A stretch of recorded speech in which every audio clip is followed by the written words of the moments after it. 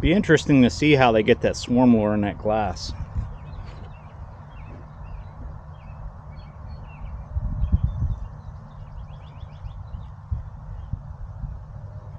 Got to get a good whiff of that stuff.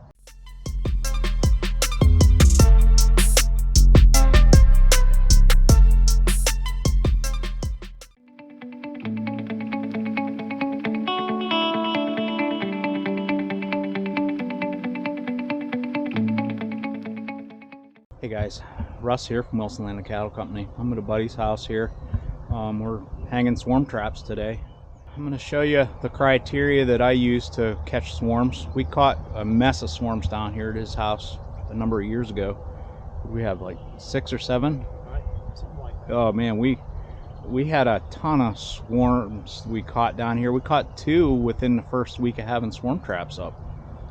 It was pretty neat, and they were pretty tough bees too. They were must have been overwintered or something, but you know, we had those bees for 2 or 3 years, and finally they did die out. But very, very good bees. And this here is one of the trees that we hung a trap in, and we're going to hang another trap in it today.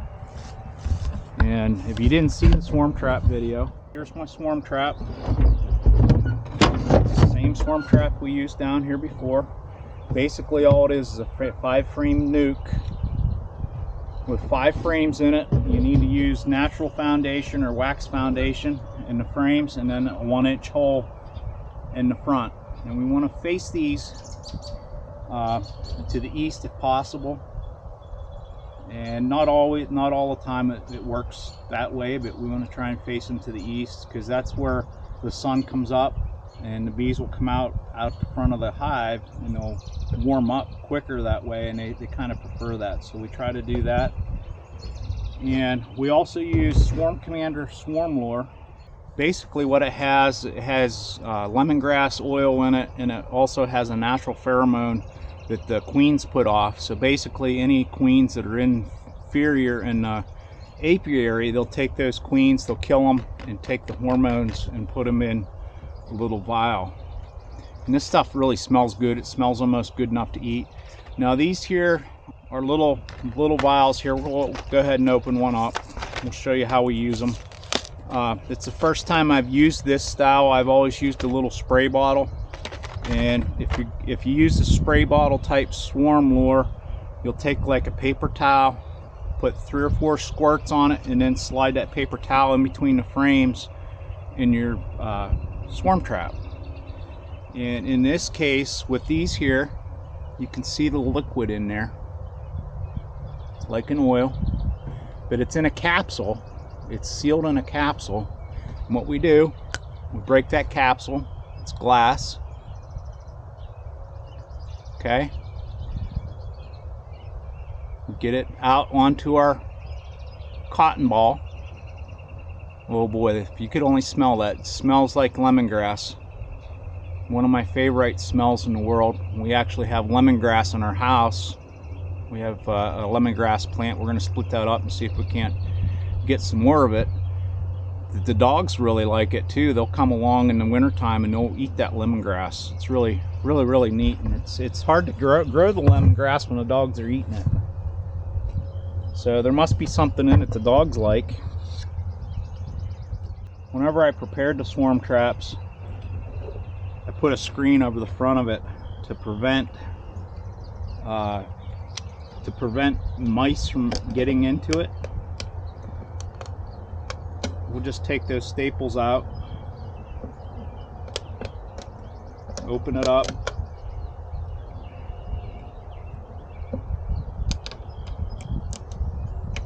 now we'll use that screen again whenever if we catch a swarm. We'll use that screen again. I have 1 staple left in there, and what we'll do is we'll just bend that open like that, and that will stay open for the bees. And then whenever we come back, if there's a swarm in there, we can just bend this shut, put a staple in it, and we have them captured, and we can take them home with us. We'll put them in another hive. But to use this little capsule, we want to rub a little bit at the front entrance, okay? And we take it, stick it in the box, and it's set. So now we got to climb this tree without killing ourselves. You want your swarm traps anywhere from 8 to 10 feet off the ground. Last time we were here and we hung the swarm trap, I believe we hung it on that limb right there. But the limb has grown quite considerably since we've been here the last time. So we're just going to stick a screw in the side of the tree, and then we'll remove that whenever we're done with the swarms. We won't hurt that, or whenever we take the swarm traps down. That way there's no steel in that tree. At some point the tree will be harvested for lumber, so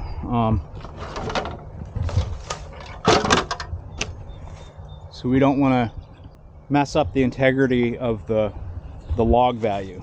Try not to fall out of the tree.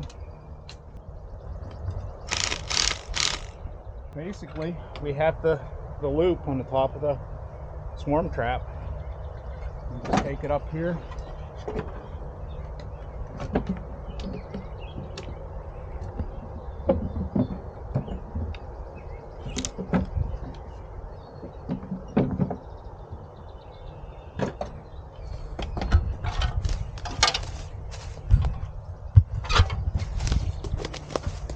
I can reach 7'1", so that swarm trap's setting right about 8 feet, which is a very good height for that.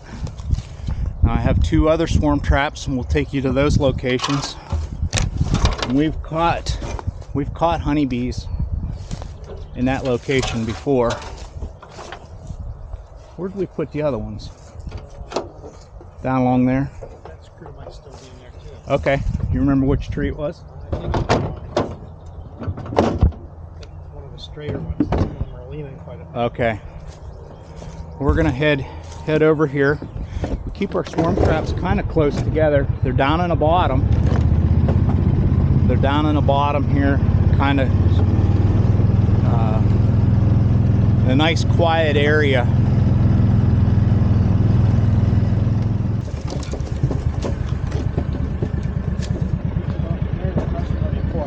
I'll just use the ladder. You can see here, this one here, we didn't remove the screw, which is okay because we come back here. We'll go ahead and bait another swarm trap.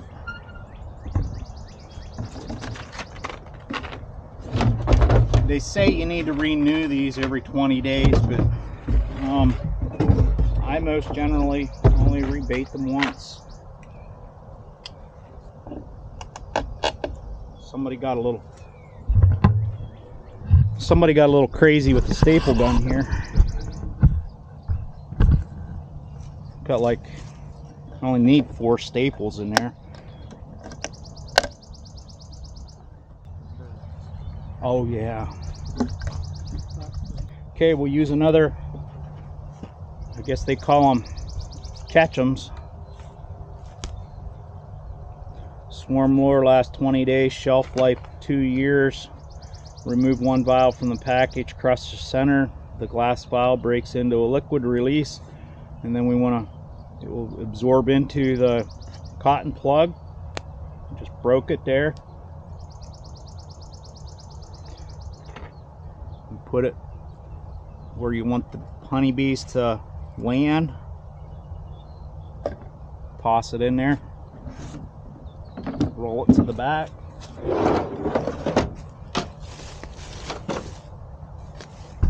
And we have a nail in, or a screw in here from before. So it makes our life a little easier.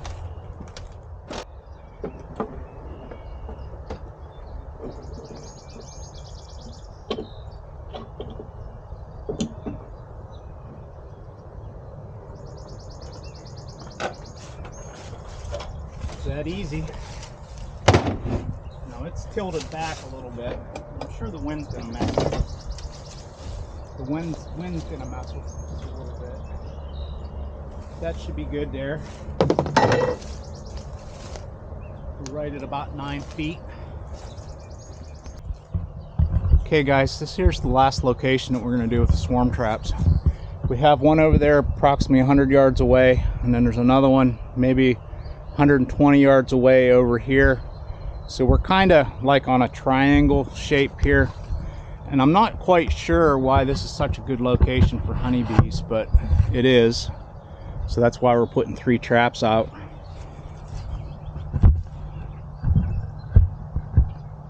It's evident that Tim has a neighbor somewhere near that doesn't really understand how to keep his bees from swarming. I was a little more sensible when I put those staples in.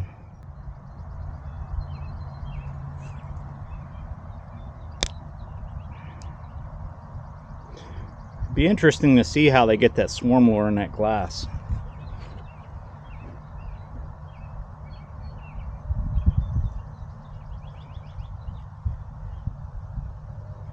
Got to get a good whiff of that stuff. Now, we have our swarm trap set up there. It's sitting pretty level. And if you notice, I have Wilson Landing Cattle with my phone number on it.